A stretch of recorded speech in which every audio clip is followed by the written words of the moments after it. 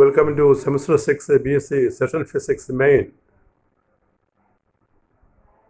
physics 58th lecture computer mathematics 5 fifth computer mathematics numerical differentiation part 2 we studied today. In the last class we have started numerical differentiation, and today we do more problems and complete numerical differentiation and then start numerical integration. So this is 58th lecture. So we can see a problem from numerical differentiation. Here is the problem. അപ്പോൾ ഇതൊരു previous question കൂടിയാണ്. Previous question ആണ്. ഇത് deflection y measured at various distance x from the clamped end of a cantilever is given by. Cantilever നിങ്ങൾ പഠിക്കുന്നതാണ് പ്രാക്ടിക്കലിന്. അതായത് ഒരു കാന്റിലിവറിൻ്റെ അറ്റത്തുള്ള ഡിഫ്ലക്ഷൻ പറയുകയാണ് y. കാന്റിലിവറിൻ്റെ ഡിസ്റ്റൻസ് x ആണ്. അതിൻ്റെ ഒരു ഡേറ്റ ആണ് നമുക്ക് തരുന്നത്. ഒരു കാന്റിലിവർ എക്സ്പെരിമെൻ്റ് ഡേറ്റ തരികയാണ്. അപ്പോൾ x0, 0.2, 0.4, 0.6, 0.81 മീറ്റർ എന്നിങ്ങനെയാണ്. കറസ്പോണ്ടിങ് ഡിഫ്ലക്ഷൻ 0.000, 0.0341, 0.1173, 0.2160, 0.2587 എത്രയാണ് 2987, 0.3333. നമുക്ക് ഒരൊറ്റ ക്വസ്റ്റ്യൻ മാത്രമേ ഉള്ളൂ. Find dy/dx at x = 0.8. x = 0.8 dy/dx കണ്ടുപിടിക്കാനാണ്. അപ്പോൾ ഒറ്റൊരു കേസ് മാത്രമേ ഉള്ളൂ. അപ്പോൾ അത് നമുക്ക് ആ 0.8 വരുന്നത് ഇൻ ബിറ്റ്വീനാണ് വരുന്നത്, അവസാനത്തിന് തൊട്ട് മുമ്പാണ്. അപ്പോൾ അവിടെയുള്ള വാല്യൂ കണ്ടുപിടിക്കണമെങ്കിൽ നമുക്ക് അപ്ലൈ ചെയ്യേണ്ടത് സെൻട്രൽ ഡിഫറൻസ് ഫോർമുലയാണ്. അല്ലാതെ നമുക്ക് ഫസ്റ്റ് കേസ് വേണ്ട, സെക്കൻഡ് കേസ് വേണ്ട, സെൻട്രൽ എല്ലാം വേണ്ട. ഈ ഒറ്റ ചോദ്യമുള്ളൂ. അതായത് x 0.8 ആകുമ്പോൾ dy/dx ഒറ്റ വാല്യൂ. അപ്പോൾ 0.8 ആകുമ്പോൾ അത് പിന്നെ അരികിലല്ലല്ലോ കിടക്കുന്നത്, അത് അവസാനത്തിന് തൊട്ട് മുമ്പല്ലേ. അപ്പോൾ നമുക്കിവിടെ സെൻട്രൽ ഡിഫറൻസ് ഫോർമുല അപ്ലൈ ചെയ്യാം. സെൻട്രൽ ഡിഫറൻസ് ഫോർമുല അപ്ലൈ ചെയ്തിട്ട് ഡെറിവേറ്റീവ് കണ്ടുപിടിക്കാം. അപ്പോൾ അതിൻ്റെ ഫോർമുല അങ്ങോട്ട് എഴുതുക. Use central difference formula dy/dx ആണ് കേട്ടോ. dx y(i+1 - y(i-1)/2h ആണ്. സെൻട്രൽ ഡിഫറൻസ് ആകുമ്പോൾ 2h. അപ്പോൾ ഇവിടെ ഗ്യാപ്പ് അകലമായിട്ട് വരുന്നത് 0.2, 0.4 ആകുമ്പോൾ 0.2 ആണ്. ഇപ്പോൾ 2h ആകുമ്പോൾ 2 × 0.2, 0.4 താഴെ വരും. അപ്പോൾ ഒന്നാമത്തെ അവസാനത്തെ y(i+1) എന്ന് പറയുന്നത് 0.333 ആണ്. അതാണ് എഴുതിയിരിക്കുന്നത്. അതിന് തൊട്ട് മുമ്പുള്ളത് 0.2987 ആണ്. അതിന് തൊട്ട് മുമ്പുള്ളത് 2160 ആണ്. പിന്നെ 2h 2 × 0.2 ചെയ്യുമ്പോൾ 0.29325 എന്ന് ഉത്തരം. അതാണ് ഡെറിവേറ്റീവ് അറ്റ് 0.8. അപ്പോൾ y(i+1 - y(i-1)/2h എന്ന് പറയുന്ന സെൻട്രൽ ഡിഫറൻസ് ഫോർമുലയാണ് അപ്ലൈ ചെയ്തത്. ഇതൊരു പരീക്ഷയുടെ ക്വസ്റ്റ്യൻ ആണ്. അതിപ്പോൾ ഒരു നീളമുള്ള ഒരു ചോദ്യം പറയാം. ഇവിടെ നമ്മൾ എല്ലാ ഫോർമുലയും അപ്ലൈ ചെയ്യേണ്ടി വരും. A jet fighter position on an aircraft carrier runway was timed during landing as below.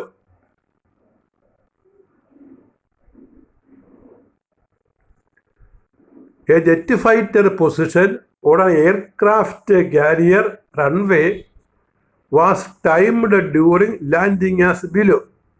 അതായത് ഒരു എയർക്രാഫ്റ്റ് ലാൻഡ് ചെയ്യുമ്പോൾ അതിൻ്റെ ദൂരമാണ്, ഇപ്പം നമ്മൾ നിൽക്കുന്ന പോയിന്റിൽ നിന്നുള്ള ദൂരമാണ് പറയുന്നത്. ടൈം 0. അപ്പോൾ ആ ക്രാഫ്റ്റ് 154 മീറ്റർ അകലെയാണ്. ആ ടൈം 0.51 സെക്കൻഡ് കഴിയുമ്പോൾ ആ ക്രാഫ്റ്റിൻ്റെ അകലെ 186 ആണ്. അതിങ്ങനെ റൺവേ കൂടി ഓടുകയാണല്ലോ കുറച്ചങ്ങോട്ട്. അപ്പോൾ ടൈം 1.53 ആകുമ്പോൾ 1.03 ആകുമ്പോൾ ദൂരം 209 ആണ്. 1.74 ദൂരം 250 ആണ്. പിന്നെ 2.36 അകലം 262 ആണ്. 3.34 അകലം 272 ആണ്. 3.18 അകലം 374 ആണ്. where x is the distance from the end of the carrier estimate velocity and acceleration using numerical differentiation. ഇവിടെ വെലോസിറ്റി കാരണം ഡിഫറൻസിയേഷൻ, വെലോസിറ്റി കാരണം ആക്സിലേഷൻ കാരണം. അപ്പോൾ വെലോസിറ്റി എന്ന് പറഞ്ഞാൽ നമുക്കറിയാമല്ലോ D X by D T. Acceleration എന്ന് പറഞ്ഞാൽ വെലോസിറ്റി കണ്ടതിന് ശേഷം D by D T apply ചെയ്താൽ മതി. അപ്പോൾ 2 പ്രാവശ്യം ഈ ടാബുലർ കോളം വരച്ച് വേണം നമുക്ക് ചെയ്യേണ്ടത്. ആദ്യം വെലോസിറ്റിയുടെ കോളം, പിന്നെ ആക്സിലേഷൻ്റെ കോളം. നമുക്ക് നോക്കാം എങ്ങനെയാണെന്നുള്ളത്. അപ്പോൾ വെലോസിറ്റിയാണ് ആദ്യം കണ്ടുപിടിക്കുന്നത്. ആദ്യം നമ്മൾ ഫോർവേഡ് ഡിഫറൻസ് ഫോർമുല അപ്ലൈ ചെയ്യും. അപ്പോൾ അത് T = 0. അപ്പോൾ ആദ്യം 2 വാല്യൂ ആണ്. V = ds by dt y I + 1 - y I by h. That is 186 - 154 by 0.51 time വ്യത്യാസം. That 62.78 m/s. നോക്കിക്കേ, ആദ്യ 2 വിലയാണ് നമ്മൾ എടുത്തത്. ആദ്യ 2 വില ടൈം വ്യത്യാസം വരുന്നത് 0.51. ദൂരം 186, 154. അതാണ് കുറച്ച് വെച്ചിരിക്കുന്നത്. ഇവിടെ 186 - 154 by 0.51 62.78. ഇനി ബാക്കിയുള്ളതെല്ലാം നമ്മൾ എടുക്കേണ്ടത് സെൻട്രൽ ഡിഫറൻസ് ഫോർമുലയാണ്. അവസാനത്തിന് തൊട്ട് മുമ്പ് വരെ. ഇപ്പോൾ അവസാനത്ത് തന്നെ എടുക്കാം നമുക്ക്. അതല്ല ഓർഡർ. നമ്മൾ ആദ്യം ഫോർവേഡ് ഡിഫറൻസ് ഫോർമുല, ഇനി backward difference formula, last value V Y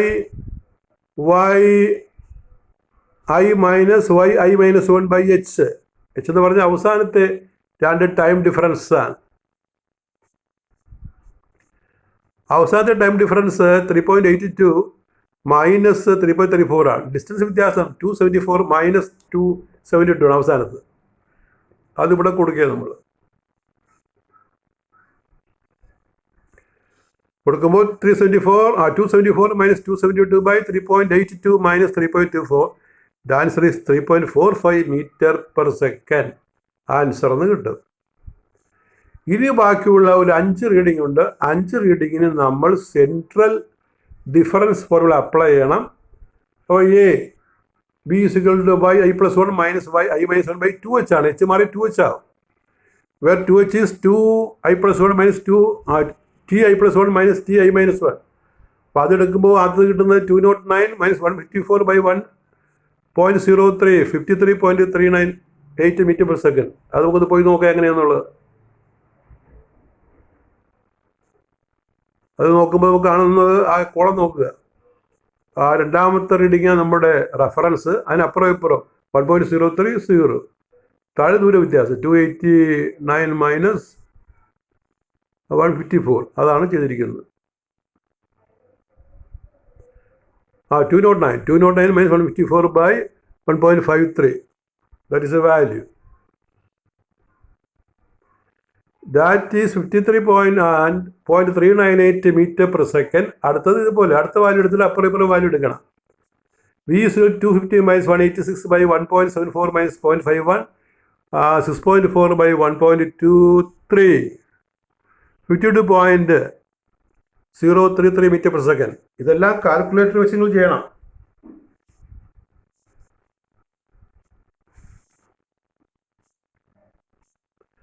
അടുത്ത പാർട്ട് 5 ഉണ്ടല്ലോ, മിഡിൽ വാല്യൂ 5 ഉണ്ട്. അപ്പോൾ 5 കാൽക്കുലേഷൻ വരും സെൻട്രൽ ഡിഫറൻസ് ഫോർമുലയിൽ.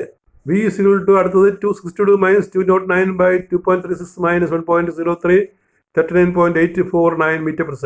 Next V = 272 - 250 by 3.24 - 1.74 = 14.667 m/s. Next V is 2.74 - 274 - 262 by 3.82 - 2.36 8.219 m/s. ഇതിൻ്റെ അർത്ഥം അറിയാമോ? എയർക്രാഫ്റ്റ് ലാൻഡ് ചെയ്യുമ്പോൾ മുമ്പോട്ട് അത് നീക്കിക്കൊണ്ടിരിക്കും, അതിനൊപ്പിച്ച് വെലോസിറ്റി കുറഞ്ഞുകൊണ്ടിരിക്കും. അതാണ് കാണുന്നത്. കണ്ടോ, വെലോസിറ്റി കുറഞ്ഞ് വരുന്നുണ്ടോ? 39, 14, 8 അങ്ങനെ കുറയും. എയർക്രാഫ്റ്റ് ലാൻഡ് ചെയ്യുമ്പോൾ അങ്ങനെയാണ്, വെലോസിറ്റി കുറഞ്ഞ് അവസാനം നിൽക്കും. അപ്പോൾ നമുക്ക് വെലോസിറ്റി ആയിട്ട് ഇനി ആക്സിലറേഷൻ കാണണ്ടേ? അപ്പോൾ ആക്സിലറേഷൻ ആണെങ്കിൽ വെലോസിറ്റി ഒരു വേരിയബിളായിട്ട് എടുക്കണം. ഡിസ്റ്റൻസിൻ്റെ ആവശ്യമില്ല, വെലോസിറ്റി ഒരു വേരിയബിളായിട്ട് എടുക്കണം, ടൈം എടുക്കണം. അപ്പോൾ ഇവിടെ നമ്മൾ ആ കോളൊന്ന് റിപ്പീറ്റ് ചെയ്തിട്ടുണ്ട്. ആ നടുക്കുള്ള കോള എക്സിൻ്റെ കോള ആവശ്യമില്ലാത്തതാണ്. വെലോസിറ്റി കണക്ക് കൂട്ടാൻ എക്സ് വേണ്ട. നമ്മളിപ്പോൾ കണ്ടുപിടിച്ച വെലോസിറ്റി അല്ല, ആക്സിലറേഷൻ കണ്ടുപിടിക്കാൻ എക്സ് വേണ്ട. നമ്മളിപ്പോൾ കണ്ടുപിടിച്ച വെലോസിറ്റിയും ടൈം മതി. ഓർക്കണം, ഇത് നമുക്ക് കാണുന്നത് ആക്സിലറേഷനാണ്.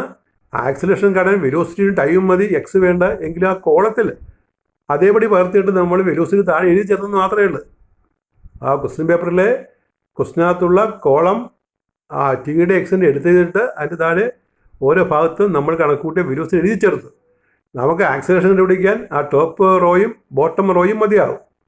ആക്സിലേഷൻ dU/dt എന്ന ഫോർമുല ആക്സിലേഷൻ, അല്ലെങ്കിൽ പറയാം ആക്സിലേഷൻ നമ്മളിവിടെ central difference forward difference formula apply ചെയ്യാൻ. ഫോർവേഡ് ഡിഫറൻസ് ഫോർമുല അപ്ലൈ ചെയ്യുമ്പോൾ അതിൻ്റെ ഇക്വേഷൻ VI+1 - VI/h.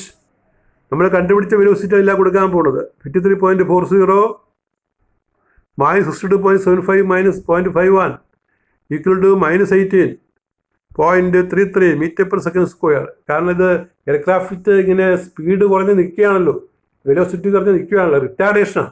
അതുകൊണ്ടാണ് മൈനസ് കിട്ടുന്നത്. ഈ മൈനസ് ആക്സിലേഷനാണ് റിട്ടാർഡേഷൻ എന്ന് പറയുന്നത്.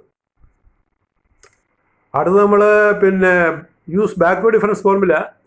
A = VI - VI-1/h 3.45 - 8.22 by 3.82 - 3.24 = -8.24 m/s². ഇനി പറയുന്ന 5 കാൽക്കുലേഷൻ ഉണ്ട്. അത് സെൻട്രൽ ഡിഫറൻസ് ഫോർമുല അപ്ലൈ ചെയ്യണം. A = VI+1 - VI-1/2h 52.03 - 62.75 by 1.03 minus 0 time 0 ആയിരിക്കും. അത് നമുക്ക് 10.4077 m/s² എന്ന് കിട്ടും.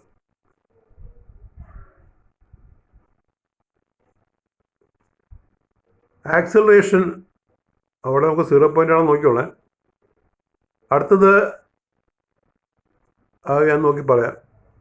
വെലോസിറ്റി നമ്മൾ കണ്ടുപിടിച്ചത് ഏതിലാണ്? 52.03 അപ്പോൾ 52.03 ആണെങ്കിൽ 52.03 minus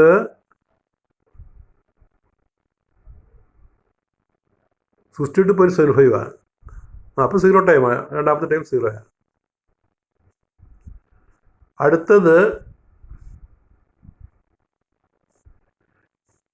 case A = VI+1 - VI-1/2h central difference 39.85 - 53.40 by 1.74 - 0.51 = -1.082 m/s, 182 m/s. അടുത്തത് A = 14.67 - 52.03 by 2.36 - 1.03 = -28.09 m/s². അടുത്തത്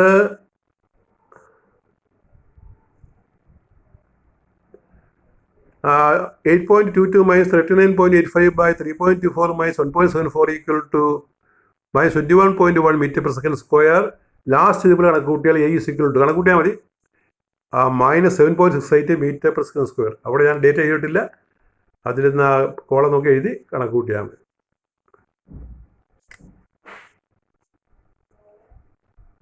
That is all with your 50th lecture on computer mathematics. The numerical differentiation is over. In the next class, we start numerical integration. Thank you.